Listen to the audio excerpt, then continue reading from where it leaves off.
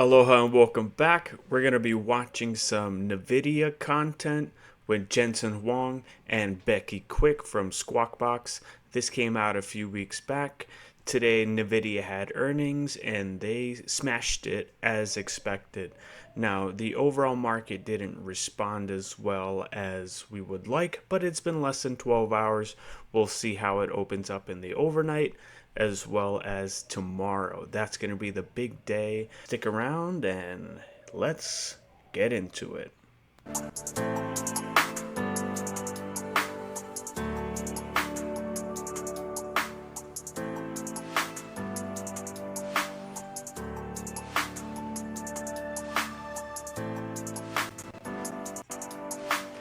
I am not a financial advisor, and this podcast is for informational and educational purposes only.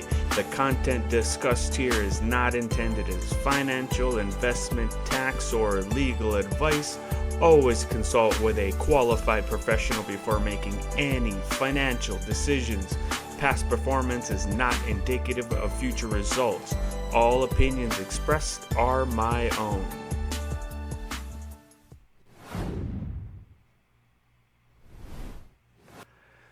All right, as I said as we opened, we're going to get into some Nvidia content. If you aren't invested in them directly, that's fine. But it really doesn't matter. Because of the amount of global market cap and national market cap this company has, you're exposed to it regardless. Now, here's the conversation we're going to be watching. If you have any questions or comments, please drop them below, and I will pick them up and answer them as soon as I possibly can. Let's get into it. Good afternoon, good evening. I am thrilled to be here with all of you, but I am especially thrilled to be here with Jensen Huang. If there's anybody I want to talk to these days, it's this man, because he knows how to look around corners when it comes to AI. NVIDIA is in a quiet period right now, but what we want to hear from him, I think, is bigger picture. So let's start, Jensen, just by taking a few steps back. Again, everybody wants to know what's coming with AI. This is the fastest technological revolution we have ever seen. Things happen not in years, not in decades, but probably weekly and monthly. At this point, things are changing pretty drastically. You're Wayne Gretzky. Tell us where the puck is going. Well, first of all, let me tell you where the puck came from. Okay. And in just the last couple of years, what happened. I feel like I'm sitting on something that's causing all of this to happen. Is it me? It might be me. Hold on. Better? And so what happened was 2 years ago, ChatGPT came out. And what made ChatGPT revolutionary was the ability to generate generative AI. You give it a prompt, it can write you a story. You give it a prompt, it can make you a picture. You can give it a prompt, generate a video for you. You give it a video, it could generate a story. You can give it an image, it can, right? So on and so forth. You give it an image in 2D, and then generates an image in 3D. And so generative AI. The ability to generate has two profound capabilities. One, in order to think, you have to generate tokens in your mind. Inside. What do you mean tokens? Tokens, you have to generate thoughts. And so the fact that our ability to think and reason requires us to generate thoughts. So the moment we got AI to generate, we realized you can now think. You can now reason. The second thing is, in order to use external tools, you have to generate commands. And so when you use the browser, you have to generate words, control something else. Those two ideas, the moment that happened, the entire industry raced off to go figure out how to use generative AI to enable reasoning, which came out last year, and then now agentic AI, which is the ability for AI to understand, reason, plan, use tools to do something useful. So in the last several months, what happened is the industry took the Claude code, Anthropic's Claude code came out, and it was the first agentic system that was able to do really productive work like software coding.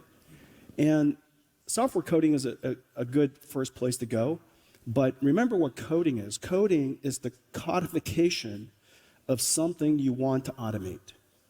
And how many companies in the world, how many people in the world don't want to codify into a program something you want to automate over and over and over again? So it turns out coding is important for software engineers, but coding is super important for all companies. And this all happened in the last several months. And so AI in the last several months became useful. That's the big idea. The second big idea is that in order for AI to go through understanding, reasoning, planning, using tools to take action, the amount of computation necessary compared to generative AI is like 1,000 times more. Yeah. In 2 years' time, just think, in 2 years' time, the number of cars you need in the world grew by 1,000 times. In 2 years' time, the number of airplanes you need in the world grew by 2,000 times. Whatever it is that you want to use as a metric, the 1,000 times difference is incredible. But then you multiply that by the number of people who now want to use it by 100 times, which is the reason why, GPU consumption is going through the roof. And over, even GPUs we sold 4 or 5 years ago now are rising in price faster than, good wine. And so It has defied what every... buying NVIDIA GPU is like investing in art. It has defied what everybody said was going to happen. If it's 1,000 times over the last year, the demand for compute, where do you see it next year? And how far out do you try and figure these things? Well, the way to reason about this is you come back and you ask yourself, one, what is the usefulness of automation of intelligence and who could benefit from it? Mm-hmm. And how would you benefit from it? That's number one. Number two, what kind of infrastructure is necessary to produce intelligence? And this is one of the big ideas in computer science, and this is something I reason about. Right now I'm talking to you guys, I'm reasoning step by step. And 15 years ago, I reasoned about what was going to happen with deep learning, which led Nvidia to invest in all that stuff. And here we are. And so what's happening is the difference between the way computers are going to work in the future and the way computers work for you right now, you just have to pick up your phone and when you click on the news, remember that news article or that video of Becky was pre-recorded. You recorded it in advance, you stored it in the cloud somewhere, and then when I click it, I retrieve it. Now, in the future, you're going to still do a lot of that. However, most of the time that you're interacting with your computers, you're going to be giving the computer your intention. Are you asking a question? Would you like to do something? Are you thinking about something? You'd like somebody to debate with you?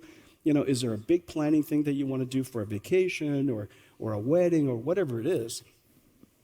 And then you just tell the computer what you want, like you talk to a person, and it understands your intention, reasons about how to solve it, comes up with a plan, uses whatever tools it needs to use, goes to all these different web browsers and use whatever Excel, and, maybe even use Photoshop and creates wonderful things for you, generates a bunch of images, and then comes back with a brochure. Yeah.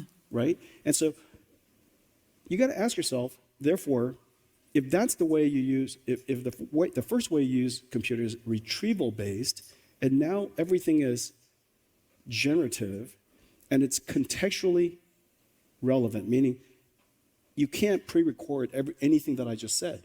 And so, therefore, the number of computers in the world is going to grow incredibly.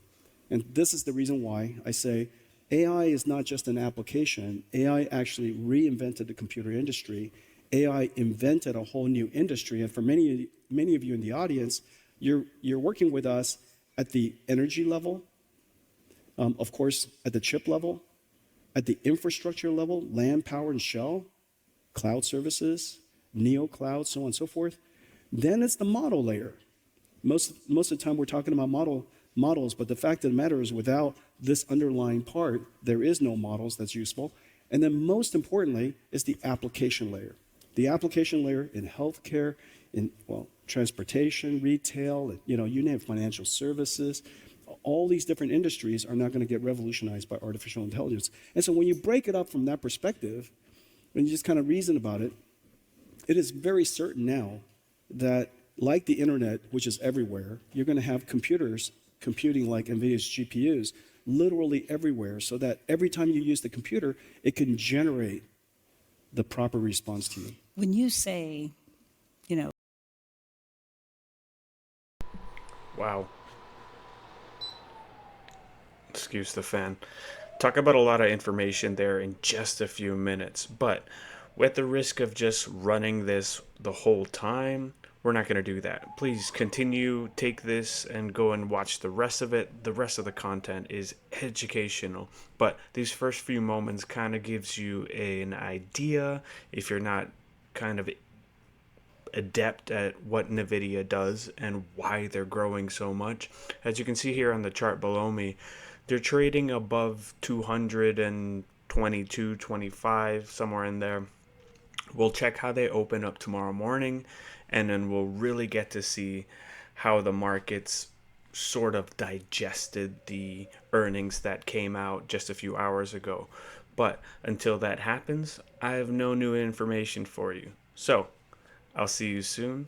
Farewell, stay safe, ahoy ho, and I'll see you on the porch.